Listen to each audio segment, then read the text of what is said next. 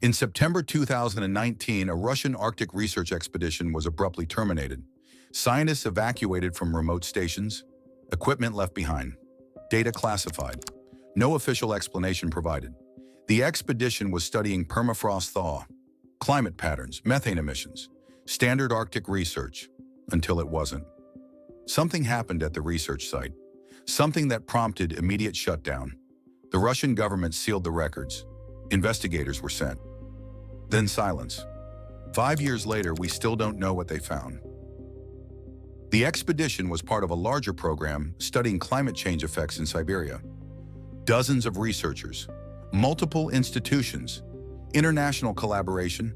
They were stationed on the Yamal Peninsula, a remote region in northwestern Siberia, known for natural gas reserves, permafrost, and increasingly mysterious craters appearing in the landscape. These craters aren't small. Some measure 50 meters across, 100 meters deep, formed suddenly, without warning.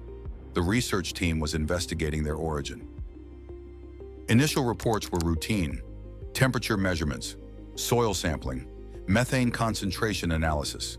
Then communication changed. Messages became vague, requests for additional equipment, specialists in seismology, geophysics, not typical for climate research. By mid-September, the tone shifted. Urgent requests for evacuation, security personnel deployed. Within 48 hours, the site was abandoned. Researchers were debriefed, told not to discuss their findings. Data was confiscated. The expedition officially ended due to logistical complications. No further details. Local residents near the research site reported strange phenomena around that time: ground vibrations, unusual sounds at night, low-frequency rumbling. Some described seeing lights near the craters, not campfires, not aircraft, vertical beams emanating from the ground. These reports are anecdotal, secondhand, difficult to verify, but they're consistent. Multiple witnesses describing similar events. Around the same time frame the research ended. The Yamal craters themselves are well documented. The first was discovered in 2014. A massive hole in the permafrost, perfectly circular, with raised edges, debris scattered around the rim. Scientists initially thought it was a meteor impact, but no impact materials were found. No radiation, no space debris. The crater was formed from below, not from above. Subsequent analysis suggested methane explosion, gas trapped under permafrost, pressure building over time, sudden release, explosion, crater formation. This explanation satisfied most researchers. Methane hydrates exist throughout the Arctic. Climate warming thaws permafrost, gas escapes, sometimes violently. Mystery solved, except more craters kept appearing, dozens of them, across northern Siberia, some in clusters, others isolated, each with similar characteristics: circular, raised edges, evidence of explosive force. But the distribution pattern was unusual, not random. Some researchers noted geometric arrangements, craters aligned along specific trajectories. Could be coincidence, could be geological fault lines, or could be something else. The 2019 expedition was specifically studying one of these crater clusters. 7 craters within a 10-kilometer radius, formed over 18 months. The researchers were monitoring methane emissions, mapping underground gas pockets, using ground-penetrating radar to study subsurface structures. Standard geophysical research, until the readings became anomalous. Reports mention unexpected subsurface cavities, non-geological formations, structured voids. These terms aren't standard in permafrost research. They suggest something artificial, or at least not natural in the expected way. One researcher who spoke anonymously to a Norwegian news outlet in 2020 described finding chambers beneath the permafrost. Not caves, not gas pockets, chambers, with dimensions that suggested construction. Walls too regular to be natural erosion, spaces too organized to be random fractures. The radar images showed patterns, repeating geometries. The team debated explanations: ancient lava tubes, collapsed limestone caverns. But the region's geology doesn't support these formations. No volcanic activity, no limestone, just permafrost over bedrock. The Russian government's response escalated quickly. Initial reports generated bureaucratic interest, then scientific scrutiny, then military involvement. Why would the military care about permafrost craters? Unless the findings had strategic implications. The Yamal Peninsula has significant natural gas reserves, strategic importance for Russia's energy sector. If the craters threatened infrastructure, military involvement makes sense. But that doesn't explain the classification, the secrecy, the permanent shutdown of research. Some speculation centers on weapons testing. The region has been used historically for military exercises. Could the craters be results of underground tests, conventional explosives, experimental weapons? This theory has problems. The craters appeared over several years, across vast distances. Testing would be documented, controlled, not random explosions leaving unexplained holes. And the methane emissions are real, measurable, consistent with geological processes, not weapons residue. Another theory involves biological findings. Permafrost preserves organic material for thousands of years. Bacteria, viruses, ancient pathogens frozen in time. As permafrost thaws, these organisms are released. In 2016, an anthrax outbreak in Siberia was traced to thawed reindeer carcasses. 75 people hospitalized. 1 child died. The incident demonstrated that permafrost thaw poses genuine biological risks. Could the 2019 expedition have encountered something similar? A pathogen requiring immediate containment? This would explain the evacuation, the quarantine protocols, the classification. But biological contamination would involve health authorities, epidemiologists, medical response teams. The response to the 2019 expedition involved geophysicists, engineers, security personnel, not medical staff. The focus remained geological, not biological. Whatever they found was in the ground, not in the organisms living on it. The methane explanation returns to center stage, but with complications. Methane hydrate deposits are extensive throughout the Arctic. Warming temperatures destabilize them. Gas releases increase. This is documented, expected. But some researchers propose a different mechanism. Not gradual thaw, not slow release, but catastrophic destabilization. Massive gas pockets suddenly breaching the surface, not just creating craters, but potentially triggering chain reactions. One explosion destabilizing nearby deposits, creating more explosions, more craters, a feedback loop. If this cascade effect is real, the implications are severe. The Arctic contains gigatons of methane trapped in permafrost. Methane is 25 times more potent as a greenhouse gas than carbon dioxide. Massive release would accelerate climate change dramatically, potentially catastrophically. Is this what the researchers discovered? Evidence of impending runaway methane emissions? Data suggesting the process was accelerating beyond models? This would justify classification, government control, strategic planning for an environmental crisis. Do you believe the research was shut down to protect national security or to suppress environmental data? The timing is suspicious. September 2019, just before the UN Climate Action Summit. Russia has complex interests in Arctic development, oil, gas, northern sea routes. Climate data suggesting catastrophic methane release would complicate these interests. Economic implications, political implications, international pressure to reduce emissions, ban development, protect the Arctic. Is the data classified for environmental reasons or economic ones? Some researchers who were part of the expedition have since relocated, changed institutions, stopped publishing on Arctic topics. Career pivots aren't unusual in academia, but the pattern is notable. Multiple team members, similar timing, moving to different fields. This could be coincidence or pressure, formal agreements, non-disclosure requirements. If the findings were classified for national security, researchers would be legally bound to silence. Violating those agreements carries consequences: professional, legal, personal. The equipment left at the site offers another clue. Most scientific expeditions carefully pack and remove all instruments. Expensive equipment, sensitive electronics. But aerial imagery of the abandoned site, obtained by satellite analysts in 2020, shows structures still standing. Tents, containers, radar arrays, left in place, as if the evacuation was too urgent to allow for proper shutdown, or as if returning to retrieve equipment was considered too risky. What makes a remote Arctic site too dangerous to revisit? The permafrost itself provides one answer.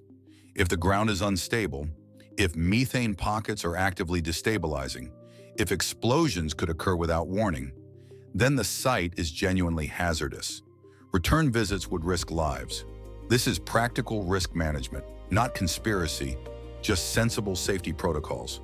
But it doesn't explain why the data is classified, why findings aren't published, even sanitized, even in general terms. Climate research is typically public, shared internationally, unless the findings have implications beyond science. The geometric patterns in crater distribution remain unexplained. Several independent researchers analyzing satellite data noted the alignments. Craters forming along straight lines, some in triangular arrangements. Statistical analysis suggests non-random distribution, but statistics can be misleading. Humans are pattern-seeking. We see order in randomness. The craters might follow subsurface fault lines, geological features that create straight-line weaknesses in permafrost. This is the simplest explanation, the most likely, yet it doesn't fully satisfy, because some alignments don't correspond to known geological features. They follow paths with no apparent physical basis. Ancient structures offer a speculative explanation. Siberia has limited archaeological exploration. The permafrost has preserved Paleolithic sites, mammoths, stone tools, evidence of human habitation dating back tens of thousands of years. Could there be older structures buried beneath permafrost? Not buildings in the modern sense, but earthworks, defensive structures, ceremonial sites, constructed long before recorded history. If methane explosions are occurring along these ancient features, it might explain the geometric patterns. But this is speculation. No archaeological evidence supports it. Just patterns that could be coincidence, or could point to something we haven't recognized. The 2019 expedition's radar data, if it showed subsurface structures, would be revolutionary, changing our understanding of Arctic history, human migration patterns, ancient civilizations. This level of discovery would normally generate excitement, publications, international collaboration, not classification, not silence. Unless the structures aren't ancient, unless they're recent, modern, unacknowledged, then classification makes sense. Secrecy is necessary if the subsurface features are military installations, bunkers, facilities, left over from Soviet era, or currently operational. Then radar discovery requires containment. The Cold War left infrastructure across the Soviet Arctic. Bases, storage facilities, test sites. Many were abandoned, forgotten, buried by snow, concealed by permafrost. If the research team's radar penetrated that concealment, if they mapped facilities the government prefers remain unknown, then immediate shutdown is logical. Data seizure is necessary. Researchers are debriefed, reminded of security obligations. The expedition ends, no public explanation, because any explanation reveals the existence of what's being hidden. This theory fits the facts. It explains military involvement, classification, the specific composition of the response team. Geophysicists would assess structural integrity. Engineers would evaluate risks to infrastructure. Security would manage information control, all consistent with discovering sensitive installations, not climate anomalies, not biological hazards, just old secrets buried under ice, revealed by advancing technology, and immediately reconcealed by government intervention. Yet the methane question persists. The craters are real. The explosions are documented. Local residents aren't reporting Cold War bunkers. They're reporting new geological phenomena: ground collapse, gas release, environmental change. These are genuine climate impacts, not artifacts of past military activity. So perhaps both explanations are true. The researchers found methane destabilization, expected, publishable, and they found something else. Unexpected. Classified. The expedition was terminated because of what they found, but also because of what else they found. The subsurface chambers reported by the anonymous researcher could be natural. Unusual geological formations. Rare but not impossible. Siberian geology includes permafrost, karst, underground ice erosion creating voids. These voids can be large, regular, almost artificial looking. If the team encountered extensive karst systems, especially ones interconnected with methane deposits, the findings would be significant, scientifically valuable, but also alarming if these voids are unstable, if they're collapsing, creating craters, releasing gas, then the entire region is a geological hazard. Infrastructure is at risk. Populations are endangered. This requires government response, strategic planning, controlled information release to avoid panic. The silence might not be conspiracy, it might be caution, waiting for more data, more understanding, before making public announcements that could trigger evacuation, economic disruption, social panic. The Russian government might be conducting follow-up research, classified, controlled, gathering information needed to make informed decisions. When they're ready, when they understand the risks, then findings will be released. This is optimistic.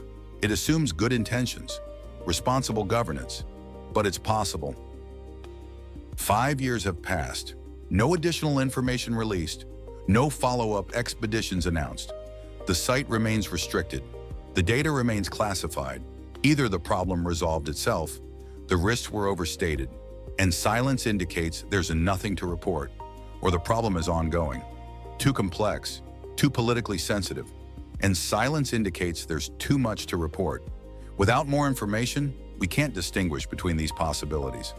We're left with questions, speculation, patterns in satellite imagery, anonymous accounts, and a research expedition that ended without explanation. Should governments be transparent about environmental research, or is classification justified when findings have security implications? The balance between public knowledge and strategic secrecy is delicate. Climate change affects everyone. Data should be shared. International cooperation is essential. But if findings reveal vulnerabilities, infrastructure risks, military installations, then some level of confidentiality is warranted. The question is whether the 2019 expedition crossed that line, whether what they found was purely environmental or something more. We may never know. The researchers aren't talking, the government isn't releasing data, and the Arctic keeps its secrets.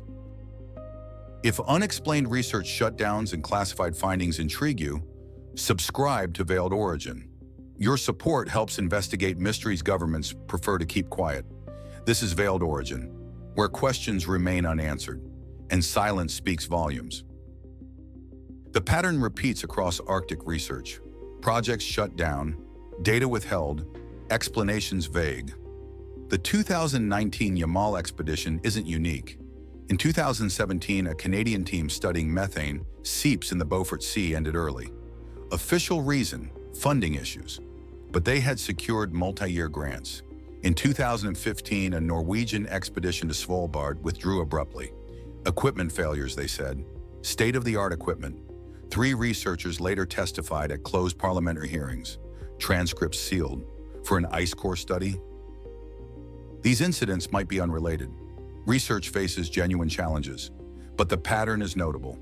Arctic research, permafrost studies, methane analysis, similar shutdowns, similar silence.